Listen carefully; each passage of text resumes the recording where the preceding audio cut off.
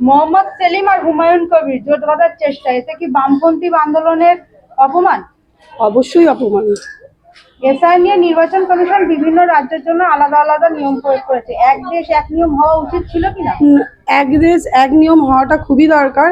একসঙ্গে আমরা সবাই জোট বেঁধে লড়াই করব এসআর যে হয়েছে তার জন্য, এটা আমাদের খুব দরকার।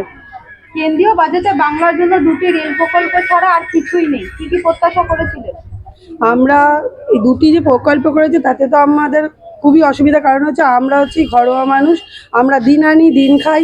তার জন্য আমাদের দরকার হচ্ছে আমাদের সামগ্রী, খাওয়া দাওয়ার জিনিসপত্র, বিশেষ করে তার কম দাম বাজারে গেলে যদি আমরা 100 টাকা নিয়ে যাই তার কোনো মূল্য নেই, 500 টাকাও নিয়ে গেলে আমাদেরকে ঘরে খালি হাতে আসতে হচ্ছে।